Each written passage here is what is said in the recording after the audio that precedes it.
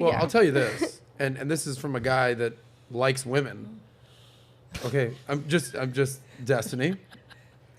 Go with me for a second. I'm sorry, yeah. From a guy that likes women. Yeah, go ahead. There's way worse dudes that you can be affiliated with and be dating. Like, you know, not to like right or anything like that. Those guys got money, they're good looking, they're well spoken, they've got a lot going on for them. They treat women for the most part with respect. I get it, alleged. So like, don't be ashamed of dating a top G.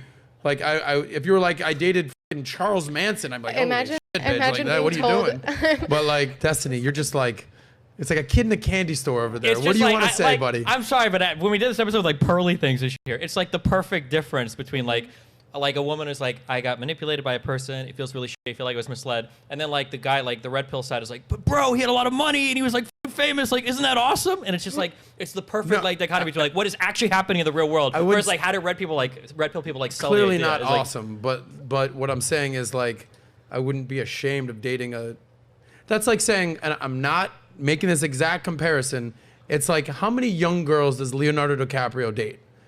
Okay? You know, the whole thing with Leonardo DiCaprio is like, once they turn 25, turn them back in. You know, there's a line of women who are 25, 26 years old. They're like, fucking Leo, I just thought that he told me he loved me. And it's like, yo, girl, it's fucking Leonardo DiCaprio. And that girl is like, well, it's Leonardo DiCaprio. Like, it's not some C-list retarded actor out there. Like, you dated Leonardo DiCaprio. Okay.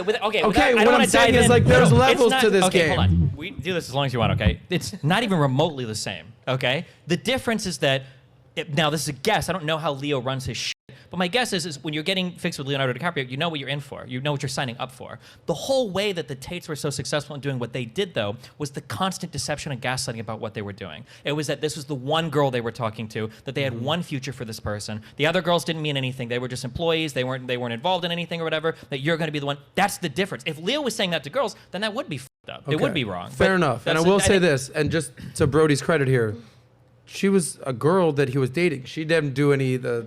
She wasn't sex trafficked. She wasn't a video cam girl. Yeah, she wasn't a sex worker. But I bet she's a pretty girl that dated a guy. That's it. Am I right?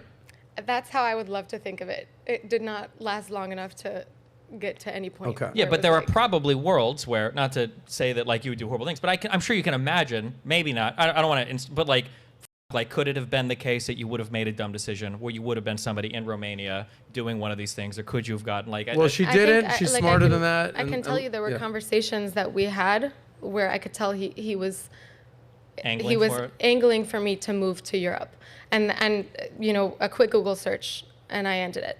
It was a Google search of seeing a few of his interviews, and I messaged him something like, can we talk about this? He didn't want to talk about it, so that was it.